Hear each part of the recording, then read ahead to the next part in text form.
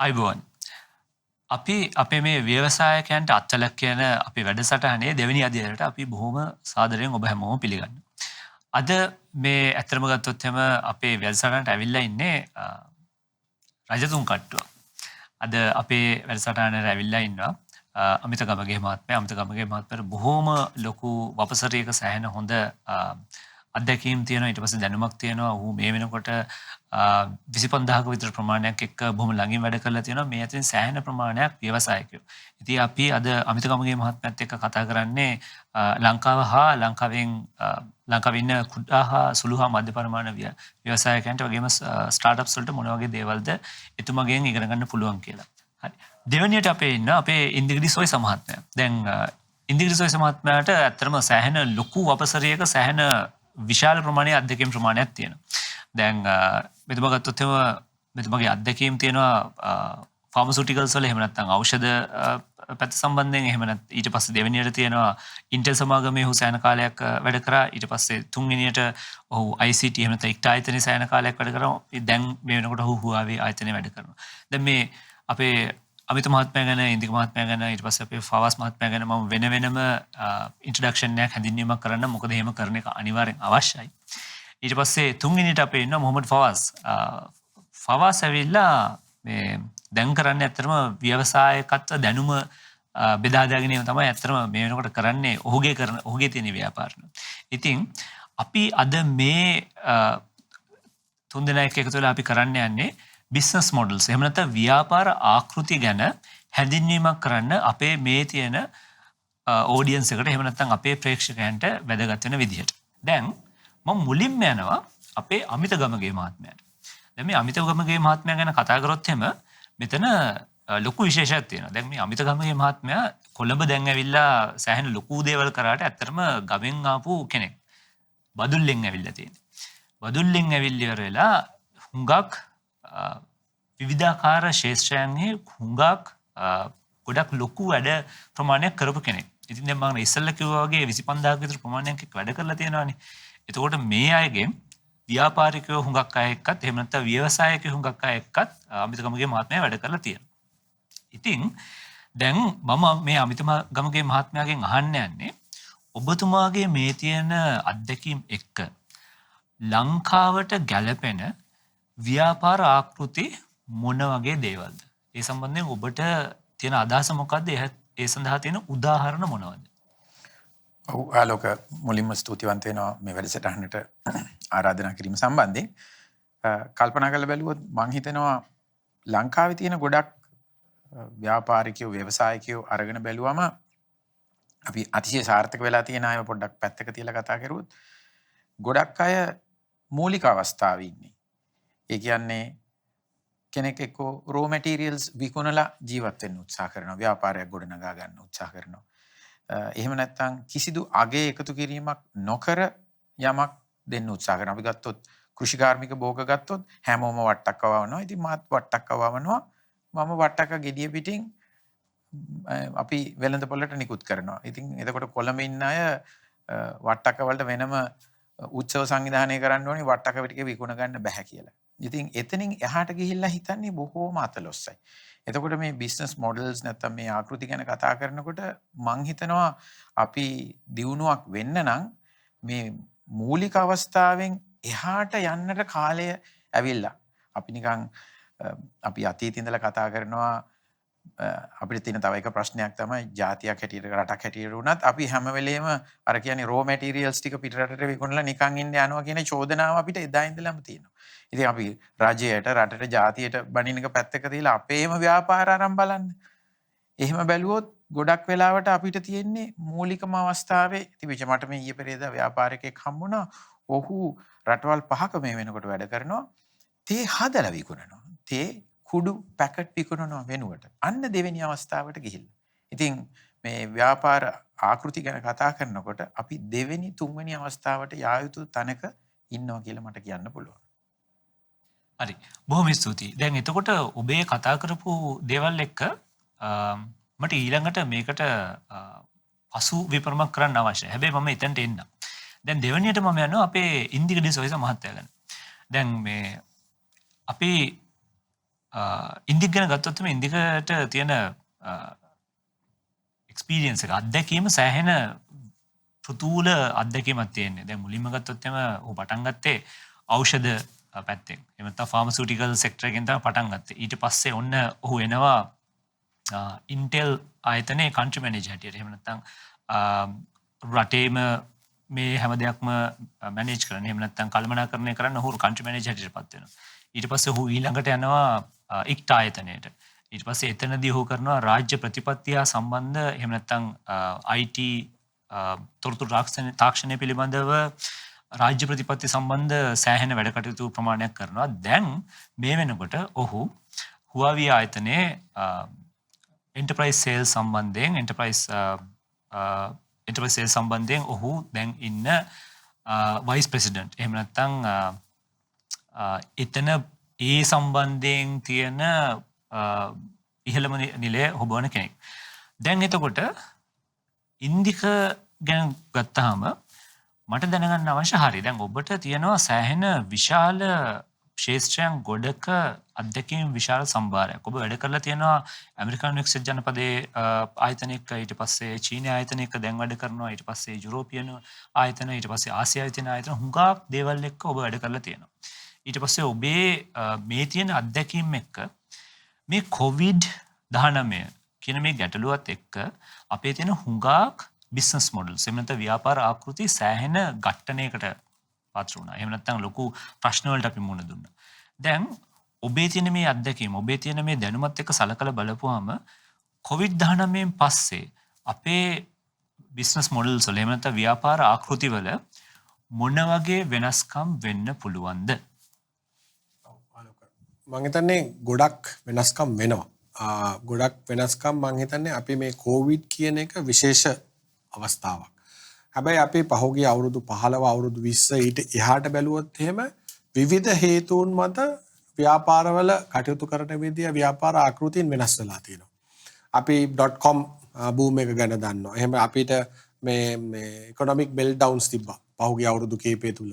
මේ හැම එකකම අපි වෙනස් වෙනවා. අපි උදාහරණයක් හැටියට ගත්තොත් එහෙම මේ ඩිජිටල් කරණය වෙනකොට අපි කියමු ස්මාර්ට් ෆෝන් නැත්නම් ඒ ඩිජිටල් කරණය වෙනකොට සමහර විශාල ආයතන සමහර විට අපි අවුරුදු 15කට විතර ඉස්සෙල්ලා අපි මේ ඩිග්‍රී එකක් නැත්නම් MBA එක කරනකොට කේස් ස්ටඩීස් හරියට පාවිච්චි කරපු ආයතන අද නැති වෙලා තියෙනවා. අපි උදාහරණයක් හැටියට ගත්තොත් එහෙම අපි දැන් කොඩක් වගේ ආයතනයක් ගත්තොත් එහෙම අවුරුදු 15කට විතර ඉස්සෙල්ලා ලෝකෙ තිබ්බ ලොකුම බ්‍රෑන්ඩ් එකක්. අද අපි කවුරුත් ඒක පාවිච්චි කරන්නේ නැහැ. මොකද ඩිජිටල් ෆොටෝග්‍රැෆි කියන එක අපි ස්මාර්ට් ෆෝන් එකට ඇවිල්ලා තියෙනවා. එතකොට අපි Nokia වගේ අපි කියමු සෙල්ෆෝන් කම්පැනි එක. ඒ වගේ ආයතනත් මේ ඩිජිටල් ෆෝන් පැත්තට ආපු නැති හින්දා අද ඒ මාකට් ප්ලේස් එකකින් එළියට ගිහිල්ලා තියෙනවා. මම හිතන්නේ මේක මේ කොවිඩ් කියන එක කාරණයක් විතරයි. හැබැයි මේ පහුගිය කාල වකවානුව තුළම මේ ආයතනවල තමන් කරන බිස්නස් එක නැත්තම් ඒ ක්‍රමවේදයන් වෙනස් වුණේ නැත්තම් ඒගොල්ලෝ ඉන්වැලිඩ් වෙලා ගිහිල්ලා තියෙනවා. අපි අවුරුදු 20කට ඉස්සෙල්ලා බැලුවොත් එහෙම ලෝකේ තියෙන ලොකුම බ්‍රෑන්ඩ්ස් 10 මොනවද කියලා. ඒකේ තිබුණේ මේ තෙල් පිළිබඳව බිස්නස් කරන ආයතන. දැන් අද টপ බ්‍රෑන්ඩ්ස් අරගෙන බලන්න ඔක්කොම තියෙන IT කම්පැනි. එතකොට මේ ලෑන්ඩ්ස්කේප් එක තනිකරම වෙනස් වෙලා තියෙනවා. එතකොට මේ අපි මේ කොවිඩ් කියන අවස්ථාව එක අවස්ථාවක් විතරයි. හැබැයි මේක විශේෂත්වයකුත් නෙමෙයි. කොවිඩ් තිබුණා හෝ නැතුව හෝ අපි වෙනස් වුණේ නැත්නම් අපි ඉන්වැලිඩ් වෙනවා. හැබැයි මේ කොවිඩ් එකක් වෙලා තියෙනවා. අපි අර ඩිජිටල් තාක්ෂණය පාවිච්චි කරන එක අපි දැන් අවුරුදු 3කින් 4කින් වෙන්න තිබ්බ දෙයක් අදට ඇවිල්ලා තියෙනවා. අපි කතා කරොත් එහෙම පන්ති කාමරයක මේ පන්තියේ ඉස්කෝලේ ළමයින්ට උගන්වන විදිය. අපි සමහරට මේ ඩිජිටල් ඇඩැප්ෂන් එක වෙන්න තිබ්බ තව අවුරුදු 3කින් 4කින්. හැබැයි මේ කොවිඩ් හින්දා අපි අද ඒක පාවිච්චි කරනවා. එතකොට මේ ඔන්ලයින් විදිහට මේ කියන්නේ ඊ-කොමර්ස් වලින් මිනිස්සු බඩු ගන්න එක. අපි දැන් අර කොවිඩ් පළවෙනි වටේ එනකොට අපි දැක්කා ලංකාවේ තිබෙන ප්‍රධාන ආයතනවල වෙබ්සයිට් එක කියන්නේ ඔන්ලයින් ප්ලැට්ෆෝම්ස් ඔක්කොම චෝක් වෙනවා. මොකද අපි එච්චර විශාල ප්‍රමාණයකට කේටර් කරන්න ඒ පද්ධති ලෑස්ති වෙලා තිබුණේ නැහැ.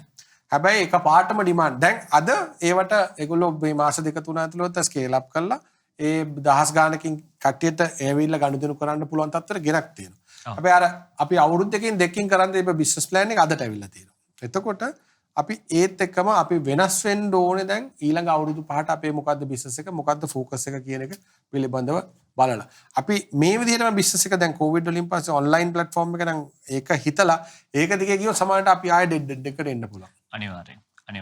හරි. දැන් එතකොට දැන් අපි මෙතෙන්දී කතා කරා හුඟක් වෙනස් කොටස් දෙයක් ගැන ව්‍යාපාර ආකෘති ගැන. දැන් අපි කතා කරා එකක් ලංකාවේ ව්‍යාපාර ආකෘති කොයි විදිහටද වෙන්න ඕනේ. ඊට පස්සේ මේ කොවිඩ් වලින් පස්සේ ව්‍යාපාර ආකෘති කොයි විදිහටද හැඩගැහෙන්න පුළුවන් කියලා. හැබැයි දැන් මෙතන එක ප්‍රශ්නයක් අපි කතා කරේ නෑ. අපි මේ අර මොකද්ද එලිෆන්ට් ඉන් ද රූම්. එහෙම නැත්නම් මේ කාමරේ ඉන්න ලොකුම දේ ගැන අපි මේ තියෙන ලොකුම ගැටලුව ගැන අපි කතා කරේ නෑ. මේක තමයි බිස්නස් මොඩල් එකක් කියන්නේ මොකද්ද? දැන් එතකොට ව්‍යාපාර ආකෘතියක් කියන්නේ මොකද්ද? දැන් මේකට මම මේ ප්‍රශ්නය යොමු කරන්නේ අපේ ෆවාස්ට. හැබැයි ෆවාස්ට එතනට යන්න කලින් මම පොඩි දෙන්නම් ෆවාස් ගැන පොඩි ඉන්ට්‍රොඩක්ෂන් එකක්. දැන් ෆවාස් ඇත්තටම ලංකාවේ මේ වෙනකොට මම දන්න බිස්නස් මොඩල්ස් ගැන එහෙම නැත්නම් ව්‍යාපාර ආකෘතිය ගැන පැහැදිලිවම කතා කරන්න පුළුවන් හොඳම කතිකයෙක්. ඊට අමතරව දැන් ෆවාස් කරන වැඩත් එක්ක මේ වෙනකොට දැන් මම දන්නවා මොනරාගල ගිහිල්ලා බිස්නස් මොඩල්ස් ගැන කතා කරනවා, ඊට පස්සේ බදුල්ලේ ගිහිල්ලා කතා කරනවා, ඊට පස්සේ ඔන්න නුවර පැත්තේ කතා කරනවා, නුවරඑළිය පැත්තේ කතා කරනවා. හුඟක් තැන්වල ගිහිල්ලා බිස්නස් මොඩල්ස් ගැන විතරක් නෙමෙයි ලංකාවේ ඉන්න ව්‍යවසායකයෝ ගොඩක් අය එක්ක මේ වෙනකොට කතා කරනවා එයාගේ රැකියාවේ එයාගේ ව්‍යාපාරයේ ස්වභාවය නිසා. ඉතින් දැන් ෆවාස් මම ඔයාට තමයි මෙතන මේ ටිකක් අමාරුම චැලෙන්ජ් එක දෙන්නේ. හරි.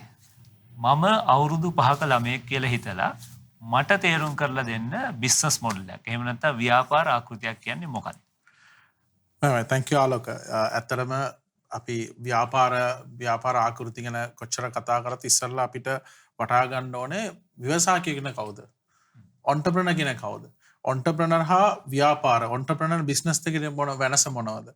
ඉතින් ව්‍යවසායකය කියන්නේ සාමාන්‍යයෙන් ඕන බාධාවක අවස්ථාව විදියට හඳුනාගෙන යම්කිසි භාණ්ඩාවක් නැත්නම් සේවාවක් මේ වෙළඳ පොළට නිකුත් කරන්න පුළුවන් එක්කෙනා. ඊට පස්සේ එහෙමම ව්‍යාපාරයක් ගත්තාම අපි හඳුනාගත්ත භාණ්ඩාව නැත්නම් සේවාව වෙළඳ පොළට හඳුනාගද්දී යම්කිසි ක්‍රමයක් තියෙනවා. ඉතින් මම අවුරුදු 5 වගේ එක්කෙනෙක්ට කියලා දෙනවා නම් අපේ ගනුදෙනු අපේ ව්‍යාපාර දින ගනුදෙනු එක මැප් කරන්න පුළුවන් නම් ඒ කියන්නේ ඔන්ටර්ප්‍රෙනර්ස්ලා ට්‍රාන්ස්ෆෝම් කරනවා. යම්කිසි බාධාවක ඔපචුනිටි විදිහට අරන් ට්‍රාන්ස්ෆෝම් කරනවා. ඒ ට්‍රාන්සැක්ෂන් එක අපි කැප්චර් කරන්න පුළුවන් ට්‍රාන්සැක්ෂන් එක තමයි ඇත්තටම බිස්නස් මොඩල්. ඉතින් ගොඩාක් කට්ටිය ව්‍යාපාර ආකෘතියෙන් නව උත්පාදනය කරනවා, බිස්නස් මොඩල් ඉනෝවේෂන් කරනවා. ඒත් අන්තිමට එන්නේ අපි නිෂ්පාදනය කරන්න භාණ්ඩාව නැත්නම් සේවාව කොහොමද වෙළඳ පොළට නිකුත් කරන්නේ? කාටද නිකුත් කරන්නේ? ඒ නිකුත් කරන්න වෙලාවේ කොහොමද අපි ගනුදෙනු කරන්නේ? කොච්චර ට්‍රාන්ස්ෆෝම් ගැන කතා කරලත් වැඩන්නේ අපි ට්‍රාන්සැක්ෂන් කරන්න නැත්තම්. ඉතින් අන්තිමට වෙන්නේ අපිට යම් කිසි ට්‍රාන්සැක්ෂන් එක කැප්චර් කරන්න පුළුවන් නම් අපි කොච්චර කතා කරලත් නෑ අපි මේක නිෂ්පාදනය කරමු නව උත්පාදනය කරමු කියලා අපි යම් කිසි හඳුනාගත්ත වෙළඳ පොළට මේක නිකුත් කරන්න බැරි නම් ඇත්තටම අමාරු වැඩක් වෙනවා. මම නුවරඑළිය බදුල්ල යම් කිසි රට පුරාම දැක්ක එකක් තමයි කොවිඩ් එක්ක මේ ව්‍යාපාර ආකෘතිය වෙනස් වුණත් හේතුවත් මේ ට්‍රාන්සැක්ෂන් එක කඩා වැටුණා. අර ඒ ඩිජිටල් පැත්තත් ආවේ ඒගොල්ලන්ට ට්‍රාන්සැක්ෂන් එක කරගන්න බැරි වුණා. ඉතින් එහෙම ට්‍රාන්සැක්ෂන් එක කරන්න බැරි වෙච්ච වෙලාවේ තමයි යම් කිසි නව උත්පාදනයක් එන්නේ මේ වගේ ව්‍යාපාර ආකෘතියට. ඉතින් මම කියන්නේ ට්‍රාන්ස්ෆෝම් කරන්න ඉස්සෙල්ලා අපි යම් කිසි විදිහකින් ට්‍රාන්සැක්ෂන් එක කරගන්න ඕනේ. ඉතින් ව්‍යාපාර මොඩල් එක කියන්නේ අපේ ගනුදෙනු ටික අපිට මැප් කරන්න පුළුවන්. ඒක තමයි බිස්නස් මොඩල් කියලා කියන්න පුළුවන්. හරි. බොහොම ස්තුතියි. දැන් ඔතන මම තේරුම් ගත්ත දෙයක් තමයි හරි. ව්‍යාපාර ආකෘතියක් කියලා කියන්නේ ඇත්තටම ගත්තොත් එම ප්‍රධාන වශයෙන් කොටස් 4ක් මට තේරිච්ච විදිහට. එකක් තමයි ඕකේ. අපි මොනවද විකුණන්නේ? ඊට පස්සේ ඒක කාටද විකුණන්නේ? කොහොමද විකුණන්නේ? හා ඒ විකුණන දෙයට අපිට මුදල් ලබා ගන්නේ කොහොමද? ඔන්න ඔය ටික. ඉතින් දැන් මේකත් එක්ක බලනකොට දැන් අපි හුඟක් වෙලාවට කතා කරනවා ලංකාවේ තියෙන බිස්නස් මොඩල්ස් එහෙම නැත්නම් ව්‍යාපාර ආකෘති ගැන. දැන් මෙතන මම පොඩි දැන් මේකයි මම ඉස්සෙල්ලා කිව්වේ අපේ අමිතගමගේ මහත්තයාට ඊළඟට මට තියෙනවා ටිකක් ඉන්ට්‍රස්ටිං ප්‍රශ්නයක් කියලා. දැන් අමිතගමගේ මහත්තයා ලංකාවත් එක්ක වගේම කැම්බෝඩියාවත් එක්කත් බොහොම ළඟින් වැඩ කරන කෙනෙක්. ඉතින් එතෙන්දී එතුමාට ලංකාවේ වගේම කැම්බෝඩියාවේ ඉන්න හුඟක් ව්‍යවසායකයෝ එක්කත් වැඩ කරන්න අවස්ථාව හම්බෙලා තියෙනවා. දැන් මට තියෙන මම දැන් ඔබතුමාගෙන් අහන ප්‍රශ්නේ තමයි හරි. ලංකාවේ ඉන්න ව්‍යවසායකයෝ කැම්බෝඩියාවේ ඉන්න ව්‍යවසායකයෝ ගත්තොත් එම මේ දෙගොල්ලොන්ගේ අතර ව්‍යාපාර ආකෘති සම්බන්ධයෙන් ගත්තොත් එම මොන වගේ වෙනස්කම්ද තියෙන්නේ? ඔව් මට ආලෝක අර මම කලින් කතා කරපු එකත් එක්ක මේක සම්බන්ධ කරන්න වෙනවා. මම දකිනවා මේක කැම්බෝඩියාව කියන්නේ ටිකක් පොඩි මාකට් එකක්. අපිට වැඩි පොඩ්ඩක් පොපියුලේෂන් එක අඩුයි. එනකොට ඒගොල්ලන්ගේ සිතුම් පැතුම් ගත්තොත් ව්‍යවසායකයෝ අපිට වැඩි අඩි කීපයක් ඉස්සරහින් ඉන්නවා. ඒක නිසාම ඒගොල්ලන් අර මොනවා හරි භාණ්ඩයක් හෝ සේවාවක් විකිණීමේදී අර මූලික අවස්ථාවේ තියෙන භාණ්ඩයක් හෝ සේවාවක් විකිණීම වෙනුවට ඒගොල්ලන් තව පියවරක් හෝ දෙකක් ඉස්සරහට ගිහිල්ලා අගය එකතු කිරීමක් නැත්නම් වැලියු ඇඩිෂන් එකක් කරලා තියෙනවා. එතනදී ඒ නිසාම ඒගොල්ලන්ට පුළුවන් පාරිභෝගිකයාගෙන් යම්කිසි වැඩි මිලක් අය කරන්න. මම උදාහරණයක් කියන්නම්. උදාහරණ දෙකක් කියන්නම් මම කෝපි ගන්න ගියා කෝපි විතරක් විකුණන කඩේකට. ගියාම පැකට් කරලා තිබ්බ කෝපි ටික මට වික්කේ නැහැ. එතන ලස්සන කාන්තාවක් හිටියා. එයා ගාව කෝපි කුඩු කරන මැෂිමක් තිබ්බා. කෝපි යට දාලා භාජන ගොඩක් තිබ්බා. මට එක එක කෝපි වර්ග ගැන මට කියලා දුන්නා. ඊට පස්සේ මම ඒ ටික පෙන්නුවා හරි මේකේ මට ග්‍රෑම් 200ක් දෙන්න කියලා. එවෙලේ කෝපි ටික කුඩු කරලා එවෙලේ බෑග් එකකට දාලා සුවඳේ මට කෝපි එක දුන්නා. අන්න එහෙම ඒගොල්ලෝ කෝපි විකුණන්නේ. දෙවෙනි එක මට ඕනි වුණා ප්ලේන් ටියක් බොන්න මගේ යාළුවත් එක්ක. ඉතින් අපි ගියා තේ කඩේකට. තේ කඩේකට ගියාම ලස්සන සින්දුවක් දාපු බිත්ති පුරා චිත්‍ර ඇඳපු තේ විතරක් විකුණන කඩයක් තිබුණා. දැන් ලංකාවේ නම් තේ එකක් බොන්න ගියොත් අර තේ වෙනස් විදිහට විකුණන ආයතනයක් දෙකක් ඇරෙන්න අපි ගිහිල්ලා මොන විදියට ඉල්ලුවත් අපිට හම්බ වෙන්නේ ප්ලේන් ටියයිනේ. එතනදී මට අපූර්ව සංගීතයකුත් එක්ක අමුතු කලාවක් විඳින ගමන් මට තෝරන්න කිව්වා මට ඕනි තේ වර්ගය මොනවාද කියලා. අනිවාර්යයෙන්ම මමයි මගේ මිත්‍රයයි දන්නවා සාමාන්‍ය තේහකට වැඩි මිලක් අපි එතන ගෙවනවා. හැබැයි ඒ වටිනාකම එතන නිර්මාණය කරලා ඉවරයි. ඉතින් හැම කැම්බෝඩියාවේ තියෙන හැම ව්‍යාපාරයක්ම අරන් බැලුවොත් ඕන් හැම වෙලේම අඩියක් දෙකක් ඉස්සරහින් ඉන්නවා. ඕන්ගේ ඒ බිස්නස් මොඩල් එකට වැලියු ඇඩිෂන් කියන එක එකතු කරලා තියෙන නිසා. හරි. අපිට බොහොම ස්තුතියි ඒ ඔබ දීපු පිළිතුරට. මොකද එතනින් අපිට දැනගන්න තේරුම් ගන්න පුළුවන් වුණා ලංකාවේ කැම්බෝඩියාවේ ව්‍යවසායකයෝ ගත්තොත් මේගොල්ලෝගේ මොන වගේ වෙනස්කම්ද තියෙන්නේ කියලා. දැන් මම ඊළඟට ප්‍රශ්න අහන්නේ අපේ ඉන්දික්ගෙන්. ඉන්දික්ගේ මේ අහන ප්‍රශ්නේ අපේ කලින් අමිත දීපු උත්තරේටම ටිකක් ගැළපෙන එහා ළඟින් යන එකක්. දැන් මේ තමයි කුඩා මධ්‍ය පරිමාණ ව්‍යවසායකයෝ ගැන තමයි මගේ ඊළඟ ප්‍රශ්නේ. දැන් ඕනම රටක් ගත්තොත් එහෙම ඒ රටේ ඉන්න ව්‍යවසායකයන්ගේ 80% විතර ප්‍රමාණයම කුඩා මධ්‍ය පරිමාණ ව්‍යවසායකයෝ. දැන් ලංකාවේ ගත්තොත් එහෙම ලංකාවේ ඉන්න සම්පූර්ණ ව්‍යවසායකයෝ ප්‍රමාණය සාමාන්‍ය ලංකාවේ ජනගහනයේ 2% විතර. ඉතින් මේ 2% අපේ ඉන්න ව්‍යවසායකයෝ තමයි ලංකාවේ ඉන්න අනිත් ජනගහනයට අදාළ කරන ඔක්කොම ව්‍යාපාර නිර්මාණය කරන්නේ. ඉතින් දැන් මට තියෙන ප්‍රශ්නේ තමයි අපි කොහොමද ලංකාවේ කුඩා හා මධ්‍ය පරිමාණ ව්‍යවසායක වැඩියෙන් නිර්මාණය කරන්න කියන එක. මම හිතන්නේ ඒක හොඳ ප්‍රශ්නයක්. අපි කොළඹ ජීවත් වෙන හැටියට ගත්තොත් එහෙම සාමාන්‍යයෙන් මේ දවස්වල ටිකක් අඩුයි. නැත්නම් කොළඹ කොටුව හා අවට විශාල වශයෙන් අපිට මේ හවස් වල ට්‍රැෆික් ජෑම් එකක් ඇති වෙනවා. මොකද මේ රැකියා ඉල්ලලා කට්ටිය උද්ඝෝෂණ කරනවා. අපි හැමෝම දකින්න දෙයක් මේක. එතකොට අපි හිතන්න මේ අපිගේ විශ්වවිද්‍යාලේ නැත්නම් උසස් අධ්‍යාපනය ලැබලා මේ අය ඇවිල්ලා උද්ඝෝෂණය කරනවා අපිට රැකියාවක් ලබා දෙන්න කියලා. නැත්නම් රජයේ රැකියාවක් දෙන්න කියනවා.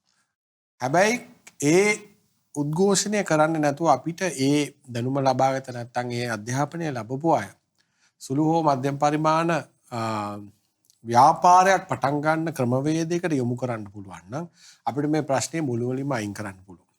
ඒක මං කියන්නේ මේ ලොකු ප්‍රශ්නය ගැන. හැබැයි ඕනම අපි ලෝකයේ දියුණු රටක් හා දියුණු වෙමින් පවතින ආර්ථිකයන් හැම දෙයකම ගත්තාම මේ හැම එකේම ලොකුම කම්පෝනන්ට් එකක් තමයි මේ SMEs නැත්නම් සුළු හා මධ්‍ය පරිමාණ කර්මාන්ත.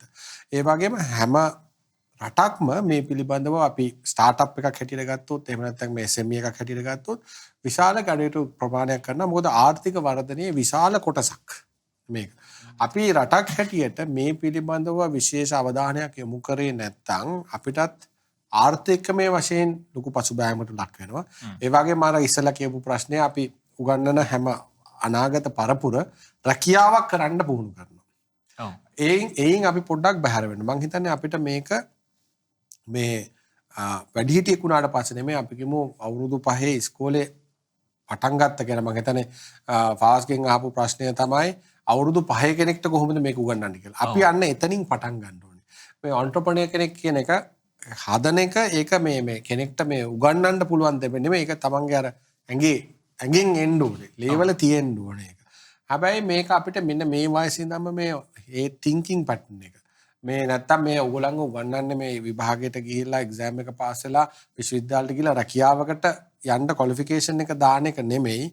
ඕගොල්ලන්ට මේ හිතන්න පුළුවන් වෙන්න ඕන අලුත් දෙයක් ගමේ තියෙන ප්‍රශ්නයක් නැත්නම් පළාතේ තියෙන ප්‍රශ්නයක් මේකට උත්තරයක් හොයලා ඒක කොහොමද මොනටයිස් කරගන්නේ නැත්නම් ආර්ථිකමය වශයෙන් Tamanට ජීවත් වෙන්න පුළුවන් විදිහට මේ ව්‍යාපාරයක් බවට පත් කරන අපි උදාහරණයක් හැටියට ගත්තොත් එහෙම දැන් ඩෙල් වගේ විශාල ආයතනයක්.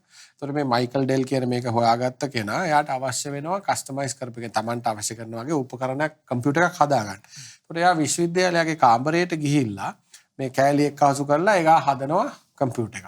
ඊට පස්සේ ඒ වගේම දේවල් එයාට අවශ්‍ය වෙනවා එයාගේ යාළුවන්ට දෙන්න. ඒකත් මෙය තමයි මේ ආයතනයේ ආරම්භය. ඒතකොට මෙන්න මේ වගේ අපිටත් හිතන්න පුළුවන් වෙන්න ඕනේ මේ අපේ ඉදිරි පරපුරට කොහොමද මේ අවශ්‍ය කරන දැනුම ලබා දීලා ඒ වගේම අවශ්‍ය කරන යටිතල පහසුකම් අපි කියන බැංකින් ෆැසිලිටිස් නැත්නම් ඒ වගේ අවශ්‍ය කරන යටිතල පහසුකම් මේ කවු කළා අපි රජයේ ප්‍රතිපත්ති මේ වශයෙන්ුත් මේ පිළිබඳව හිතලා විශේෂයෙන් මේක හිතන්න ඕනේ මොකද අපේ SME කෙනෙක් ගියපුවාම බැංකුවක ලෝන් එකක් ගන්න හැකියාව. ඒ වගේ දේවල් වලට අපි උදව් කරන්න ඕනේ විශේෂ රාජ්‍ය ප්‍රතිපත්ති වලින්. මේ මම හිතන්නේ කළ යුතුම දෙයක් අපි මේ පිළිබඳව අවධානයක් යොමු නොකළ හිටියොත් එහෙම අපි ආර්ථිකමය වශයෙන් අනිවාර්යයෙන්ම පසුබෑමකට ලක් වෙනවා. මොකද ආර්ථිකයේ විශාලම කොටසක් වෙන්නේ මේ සුළු සහ මධ්‍යම පරිමාණ කර්මාන්ත.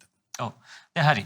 දැන් බොහොම ස්තුතියි ඒ ඔබ දීපු පිළිතුරට. මොකද එතනින් ඇත්තටම අපේ කන්ටිනියුේෂන් එකක් උනේ. ඒ කියන්නේ අපි මුලින්ම කතා කරා අමිත මහත්මයා ඊට පස්සේ අමිත කිව්ව කොහොමද කැම්බෝඩියාවේ ලංකාවේ කොයි වගේ දෙයක්ද වෙන්නේ. ඊට පස්සේ අපි දෙවෙනියට කතා කරා ලංකාවට ඇයි මේ සුළු හා මධ්‍ය පරිමාණ ව්‍යවසායකයෝ ඇයි අවශ්‍ය වෙන්නේ කියන එක ගැන.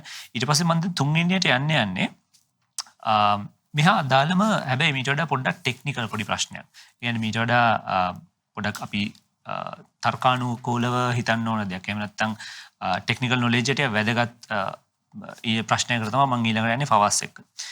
දැන් ෆවස් මම මෙහෙම ඇහුවොත් එහෙම බිස්නස් මොඩල් එකක් ඇයි අවශ්‍ය වෙන්නේ? එහෙම නැත්නම් බිස්නස් මොඩල් එකක් එහෙම නැත්නම් ව්‍යාපාර ආකෘතියක් යම්කිසි ව්‍යවසායකයට ඇයි අවශ්‍ය වෙන්නේ? තියෙන්න ඕනේ ඇයි? මොකක්ද ඒක තියෙන වටිනාකම, වැදගත්කම? එහෙමයි. ආලෝක ඇතුළම හොඳ ප්‍රශ්නයක්. සාමාන්‍යයෙන් අපි ගොඩාක් වෙලාට ගත්තොත් කවුරු හරි SME කෙනෙක් නැත්නම් ඔන්ටර්ප්‍රෙනර් කෙනෙක් කවුරු හරි ගාව ඉවිල්ලා ආයෝජනයක් කිල්ලුවොත් අපි ඉස්සෙල්ලානේ ආයෝජනකේ ඉන්වෙස්ට් කරන්න එක්කන ඉස්සෙල්ලාම අහන්නේ කොච්චර සල්ලි ඕනද කියලා. ගොඩාක් වෙලාවට ඒකට පිළිතුරු නැහැ. ඒකට හේතුව තමයි මේ ව්‍යාපාර යම්කිසි සස්ටේන් කරන්නකම් ප්‍රදවා ගන්න කොච්චර ප්‍රමාණයක් සල්ලි ඕනද කියලා ගොඩාක් දුරට SMEsලා දන්නේ. ඒ කාලේ මමත් හිටියා. මමත් පළවෙනි ව්‍යාපාර ගත්ත කාලේ මේ රන්වේ එක කොච්චර දවස්ද? ඒ කියන්නේ මම සතයක්වත් හොයන්න ඉස්සෙල්ලා කොච්චර දුරක් මම සල්ලි ඉන්වෙස්ට් කරන්න ඕනද? බර්න් කරන්න ඕනද කියන එක ලොකු ගැටලුවක්. දැන් මේක මම මගේ අත්දැකීමෙන් දැකලා තියෙනවා. දැන් අපි ගොඩාක් අය දැකලා තියෙනවා අවුරුදු දෙකකට ඉස්සෙල්ලා තිබිච්ච ස්ටාර්ට්අප් දැන් නැහැ. ඔව්. කඩා වැටලා. ඉතින් කඩා වැටෙන්නේ ඇයි? ඉතින් ඒක එච්චර හොඳ අයිඩියා එකක්. අවard දින ගොඩක් awards recognition ගන්න පුළුවන් ideas නම් ඒක එයි එහෙම නැති වෙලා යන්නේ. ඒක නම් වඩාත්ම පැහැදිලි පිළිතුරක් තමයි ව්‍යාපාර ආකෘතිය. බිස්නස් මොඩල් එකක් හරියට හඳුනාගත්ත නැත්නම් අපේ හරියට පාරිභෝගිකයන් හඳුනා ගන්න බැරි වෙනවා. නැත්නම් අනිත් පැත්තට. අපි දැන් ගැලපෙන පාරිභෝගිකයන් ඔයා රම් කිසි එකක් මම ඔයාට විකුණනවා ඒක විකුණන්න විදියක් තියෙනවා. ඉන්දික වගේ කෙනෙක්ට මම විකුණන්න විදියක් තියෙනවා. ස්කූල් යන ළමයන්ට විකුණන්න විදියක් තියෙනවා. ඉතින් ඔක්කොම සලකලා තමයි ව්‍යාපාර ආකෘතියක් වෙන්නේ. ඉතින් අපේ ව්‍යාපාර ආකෘතිය හරියට අවබෝධයක් නැත්නම් හරියට ඒක සලකලා නැත්නම් ගොඩාක් දුරට රන්වේ එක ඉවර වෙද්දී ස්ටාර්ට්අප් එක ඉවරයි. ඉතින් අපි ස්ටාර්ට්අප් දැන් මෙච්චරලා කතා කරන අපි කොහොමද මේ තියෙන්නේ ව්‍යාපෘති ඉස්සරට ගෙනියන්නේ? අනිත් පරම්පරාවට ගෙනියන්නේ. නැත්නම් අපි අර self employment එක කොහොමද වැඩි කරගන්නේ කියලා. ඉතින් අපි අතන්ට යනවා නම් අපේ පාරිභෝගිකයන් ගැන දැන් ගොඩාක් ඩිජිටල් ඇඩොප්ෂන් වෙලා දැන් ගොඩාක් කටි ක්‍රෙඩිට් කාඩ් පාවිච්චි කරනවා ඩෙබිට් කාඩ් පාවිච්චි කරනවා නැත්නම් කෑෂ්ලෙස් ඉකොනොමි ගැන කතා කරනවා. සල්ලිම නැති මේ අනාගතය ගැන කතා කරනවා නම් ඉතින් ආර්ථිකය ගැන කතා කරන එක තාම වැදගත් වෙනවා. අනිත් එක ගොඩාක් කට්ටිය ට්‍රෙන්ඩ් එකේ අපි හිතනවා අවුරුදු 2කට පස්සේ එන ට්‍රෙන්ඩ් එක අද නැති වෙන්න පුළුවන්. ඉතින් අද ඉඳලා අවුරුදු 2කට ටාගට් කරනවා නම් එක්ක අවුරුදු 2කට වියදම් කරන්න පුළුවන් සල්ලි තියන්න ඕනේ. නැත්තම් අපි ගොඩාක් කට්ටි කියන්නේ අර ඩිසයින්, ඩෙවලොප්, ඩෙලිවර් කියලා. යම් කිසි සේවාවක් භාණ්ඩාවක් නිකුත් කරනවා නම් ඩිසයින් කරනවා. ගොඩාක් ලංකාව කට්ටි කරන්නේ ලොකුම අභියෝගාත්මක තැනක් තමයි අපි ඩිසයින් කරලා ඩෙවලොප් කරලා තමයි ඩෙලිවර් කරන්නේ. ඉතින් ව්‍යාපාර ආකෘතියෙන් බිස්නස් මොඩල් එකකින් අපි හරියට වටහා ගන්න ඕනේ අපි ඩිසයින් ඇන්ඩ් ඩෙලිවර් ඇන්ඩ් ඩෙවලොප් ද නැත්නම් අපි ඩිසයින් කරද්දිම පොඩ්ඩක් ටෙස්ට් කරලා ඩෙලිවර් කරලා පාරිභෝගිකයන් ටික හදාගෙන ඊට පස්සේ ඩෙවලොප් කරනවාද කියලා. ඉතින් ව්‍යාපාර මොඩල් කියන්නේ ව්‍යාපාර ආකෘතිය කියන්නේ හරියට සලකන්නේ නැත්නම් අපිට ගොඩාක් දුරට එක්කෝ ව්‍යාපාර කඩා වැටෙනවා. කඩා වැටිලා අපිට නැගිටින්න තරම් ආර්ථික නැත්නම් ශක්තිය නැත්නම් මේ ව්‍යාපාරමේ ව්‍යවසායකම නැති වෙන්න පුළුවන්. බොහොම ස්තුතියි ඒ ඔබ ලබා දීපු ආන්සර් එකට. මොකද එතන හුඟක් දේවල් කැටි වෙච්ච ටිකක් සාරගර්භ මේ උත්තරයක්. සෑහෙන ඩෙප්ත් එකක් තිබ්බ උත්තරයක් එතන. ඊට පස්සේ දැන් ඔන්න දැන් එක දෙයක් මම මේ අහන ප්‍රශ්නවල එක් කන්ටිනියුේෂන් එකක් තියෙනවා. දැන් මේ කන්ටිනියුේෂන් එකේ ඊළඟට මම අහන ප්‍රශ්නේ තමයි අපේ අමිත මහත්මයාගේ. හරි දැන් අපි මේ කතා කරන්නේ දැන් බිස්නස් මොඩල්ස් ගැන අපි කතා කරා කැම්බෝඩියාවේ ලංකාවේ මොන වගේ දේවල්ද වෙන්නේ ඊට පස්සේ අපි කතා කරා සුළු හා මධ්‍ය පරිමාණ ව්‍යවසායකයෝ ඇයි අපිට අවශ්‍ය ඔය හැම දෙය ගැනම ඊට පස්සේ දැන් මම ඔබතුමාගෙන් අහන ප්‍රශ්නේ තමයි හරි අවම ආයෝජනයකින් ලංකාවේ පටන් ගන්න පුළුවන් ව්‍යාපාර මොනවද බොහොම බැරෑරුම් ප්‍රශ්නයක් ඇහුවේ කියන්නේ පොඩි වගේ වුණාට හරි ලොකු විවෘත ලොකු පරාසයක් ඇතුළේ තියෙන ප්‍රශ්නයක් මම කියන්න කැමති ඕනෑම වර්ගයක ව්‍යාපාරයක් අඩු වියදමකින් පටන් ගන්න පුළුවන් අර පටන් ගන්න ප්‍රමාණය සයිස් එකට කොච්චර මුදලක් යනවද කියන එක තමයි වැදගත් වෙන්නේ. මෙතනදී අපි මේ කතා කරන්නේ කුඩා හා මධ්‍යම ප්‍රමාණ ව්‍යවසායකයෝ හින්දා අපි හිතමුකෝ ඔබට කෘෂි කර්මාන්තයේ යමක් නේලෙන්න ඕන නම් ඉඩමක් මිලදී ගන්න අවශ්‍ය නැහැ. ඉඩමක් අපිට ලීස් එකට අඳේට එහෙම ගන්න පුළුවන්. ඊළඟට ව්‍යාපාර කරන ස්ථානයක් ගැන බැලුවත් අපිට දැන් වෙනකොට කුලියට බද්දට ව්‍යාපාර ස්ථානයක් ගන්න පුළුවන්. ඊළඟට නිෂ්පාදන ක්‍රියාවලියක යෙදෙනවා නම් අපි මේ මිලියන 800ක 1000ක මැෂින් ගෙනල්ලා පටන් ගන්නවා නම් ඔහු ඇය කුඩා හෝ මධ්‍යම ප්‍රමාණයේ ව්‍යාපාරිකයෙක් වෙන්න විදියක් නැහැනේ. ඉතින් කුඩාවට පටන් ගන්නවා නම් ඒ නිෂ්පාදන ක්‍රියාවලියක යෙදෙන කෙනෙකුට අවශ්‍ය මුදල් යන්ත්‍රෝපකරණ ලාභයට ලබා ගන්න පුළුවන් ක්‍රම තියෙනවා. ඊළඟට සේවා. දැන් සේවා කියන පැත්ත ගොඩක් වෙලාවට මේ කුඩා හා මධ්‍ය පරිමාණ ව්‍යවසායකයෝ බලනවා අඩුයි. යම්කිසි ශාස්ත්‍රයක ඉස්සරහට ගිය කෙනෙක් එළියට ඇවිල්ලා කන්සල්ටන්සි උපදේශක සේවාවක් පවත්වනවා ඇරෙන්න විවිධාකාර සේවාවන් තියෙනවා අපිට ලබා දෙන්න පුළුවන්. නමුත් මේ කුඩා ව්‍යාපාරය එහෙම නැත්නම් ව්‍යවසායකයෙක් හැටියට එළියට එන අය ඒ පැත්තට යන්න තියෙන අවස්ථාව හුඟක් අඩුයි. නමුත් හොඳට බැලුවොත් වෙළඳ පොලේ ඒ සඳහා ඔවුන්ට අවස්ථාවක් තියෙනවා. ලොකු ආයෝජනයක් ඇත්තටම අවශ්‍ය නැහැ. ඉතින් එකම අවශ්‍ය දේ තමයි ඒ විදියට හිතන්න පුරුදු කරලා නෑ. මම අර ඉන්දික මහත්මයා කියපු එකත් එක්කත් එකඟ වෙනවා. පොඩි කාලේ ඉඳලම අපිට එහෙම උගන්වලාම නැහැ. කාල කළමනාකරණය නැත්තම් මුදල් කළමනාකරණය වගේ දේවල් අපි විෂයානුබද්ධව කවදාවත් ඉගෙන ගන්න අපිට කාලසටහනක් දීලා තිනවා. කාලසටහනට දුවනවා මිසක් කාලසටහනක් හදන්න ඉගෙන ගන්න නැහැ. ඉතින් ඒ පැත්තට වෙනස් විදිහට චුට්ටක් විතර හිතන්න පුළුවන් නම් අපිට ලෙන්ස් එක මාරු කරා නම් අපිට මෙච්චර දවසක් නොදුරු දේවල් අපි අවස්ථාවල් දකින්නට පෙළඹෙයි. අනිවාර්යයෙන්.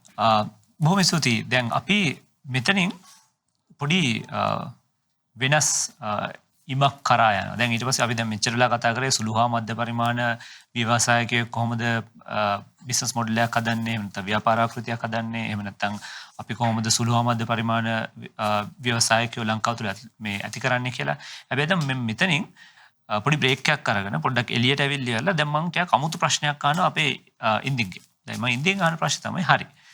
ලංකාව ඇතුලේ අපිට ඕනේ නම් Huawei, Intel, එහෙම නැත්නම් Samsung වගේ සෑහෙන ලොකු බහුජාතික සමාගමක් නිර්මාණය කරන්න අවශ්‍ය නම් ලංකාවේ අපි යන්න ඕනේ මොන වගේ බිස්නස් මොඩල් එකකටද? මොන වගේ ව්‍යාපාර ආකෘතියක්ද අපි හදන්න හොඳ? ඔව් මම හිතන්නේ දැන් අපි වාගත්ත උදාහරණ තුන ගත්තොත් Intel නැත්නම් Huawei, Samsung මේ වගේ ආයතන ගත්තොත් මේ ඔක්කොම hardware ඔව්. ඒ කියන්නේ මේ මොන හරි නිපදවන භාණ්ඩයක්. ඔව්. මං හිතන්නේ අපි මං හිතන්නේ එතනින් පොඩ්ඩක් එහාට කියලා මොකද අපේ තියෙන raw materials උයි නැත්තම් අපිට තියෙන engineering ඒ කියන්නේ skill set එකයි ඔක්කොම ගත්තාම අපිට මේ විශාල වශයෙන් භාණ්ඩ මේ නිපදවීම කියන එක කරන්න පුළුවන්. හැබැයි ඒක මම හිතන්නේ යම්කිසි සීමාවන් ටිකක් තියෙනවා. හැබැයි අපේ තියෙන එක තමයි අපේ දැනුම.